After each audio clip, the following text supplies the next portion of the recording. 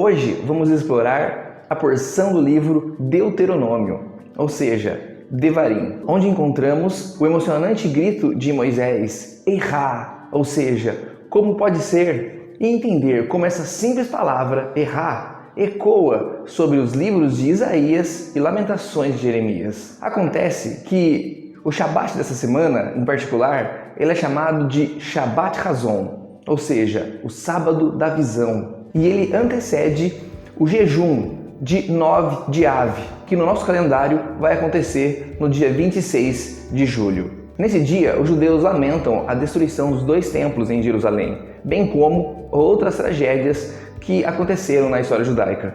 E esse Shabat se chama Hazon porque é feita a leitura de Isaías, capítulo 1, verso 1 a 27. Hazon Yeshayahu ven Amot Asher Hazah al Yehudá Yerushalayim Bime Uziahu Yotam Ahaz Yehiskiahu Malche Yehudá. Visão que Isaías, filho de Amós, teve a respeito de Judá e Jerusalém durante os reinados de Uzias, Jotão, Acás e Ezequias, reis de Judá. Isaías 1:1. Olá, meu nome é Marco e esse é o canal Atos 15. E hoje estudamos a porção Devarim, ou seja, a primeira porção do livro de Deuteronômio. E esse nome significa palavras, porque é assim que começa o livro de Deuteronômio. Essas são as palavras. E a gente encontra nessa porção uma sutil repreensão de Moisés aos israelitas, referente aos seus numerosos pecados durante os 40 anos no deserto. Enquanto ele faz essa repreensão, ele diz o seguinte: mas como poderei levar sozinho as suas cargas, os seus problemas e as suas disputas? Esse mais como, em hebraico, é errar. Essa expressão que Moisés usa como um lamento foi devido o quê? Às brigas dos israelitas. Porém, a gente consegue ver outros errás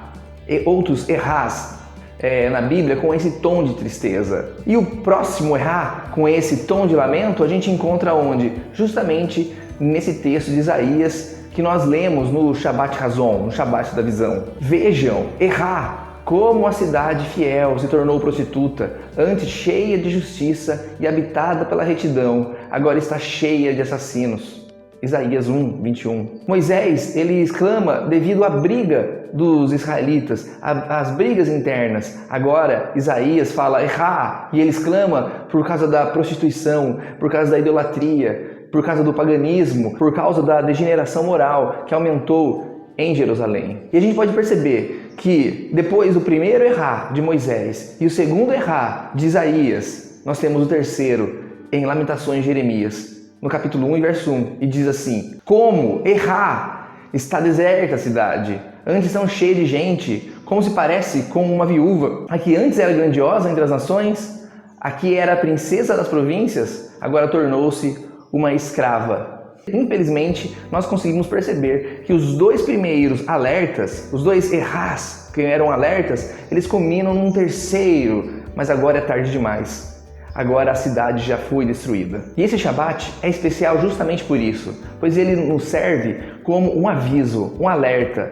Olha, se atente para as visões dos profetas, se atente para as escrituras, para o que os profetas disseram sobre o que aconteceria. Conserte a sua vida, volte para o Senhor. E assim, os judeus e aqueles que estão também enxertados em Israel são convidados a se preparar para esse jejum de 9 de Av, dia 26 de julho. É um dia muito especial para a comunidade judaica, que se dedica a jejuar, estudar o livro de Lamentações de Jeremias e lembrar que nesse dia exato ocorreram tanto a destruição do primeiro templo quanto a destruição do segundo templo. Você acha que isso é coincidência? Acho que não. Acho que isso revela a importância desse dia. Então, portanto, dê um valor a ele e se dedique, leia o livro de Lamentações, olhe para as visões dos profetas e se prepare, porque estamos no fim dos tempos e estão vindo dias que muitas coisas vão acontecer. Que a sua vida não seja destruída, como foi destruído o templo de Jerusalém. Em falar de sábado da visão, se referindo à visão do profeta Isaías, a gente pode lembrar da profecia de Yeshua a respeito da destruição do templo. Quando ele estava saindo do templo, um de seus discípulos lhe disse: "Olha, mestre, que pedras enormes, que construções magníficas! Você está vendo todas essas grandes construções?" perguntou Jesus.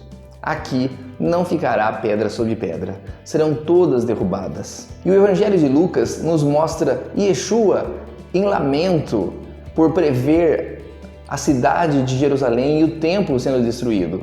Assim como nós somos convidados a lamentar no dia 9 de Av. Quando se aproximou e viu a cidade, Jesus chorou sobre ela e disse: "Se você compreendesse nesse dia, sim, você também, o que traz a paz, mas agora isso está oculto aos seus olhos. Virão dias em que os seus inimigos construirão trincheiras contra você, e a rodearão e a cercarão de todos os lados. Também a lançarão por terra, você e seus filhos. Não deixarão pedra sobre pedra, pois você não reconheceu o tempo em que Deus a visitaria."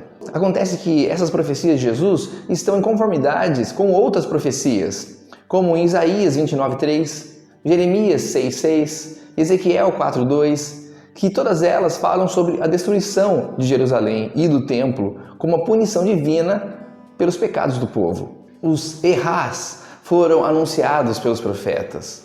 Portanto, cabe a nós ouvirmos e estudarmos para não sermos destruídos. Apesar do templo ter sido destruído, no livro de Apocalipse encontramos a descrição da Nova Jerusalém, uma cidade celestial que desce do céu como um sinal de renovação e plenitude trazida pelo reinado de Deus. Vi a cidade santa, a Nova Jerusalém, que descia do céu, da parte de Deus, preparada como uma noiva adornada para o seu marido. Essa imagem de Jerusalém descendo do céu representa a presença de Deus em meio ao seu povo e da restauração completa que ocorrerá no mundo vindouro. Ela simboliza a reconciliação e a renovação de todas as coisas, incluindo a restauração do templo e o estabelecimento de uma nova ordem divina. Lembre-se que o templo representa o trono de Deus, é o local onde Ele habita. A gente encerra aqui o vídeo e eu peço para que você que está apreciando os nossos vídeos, se inscreva no nosso canal. Assim você não vai perder quando a gente lançar mais novidades. Comente, curta, porque essas coisas são um incentivo para a gente.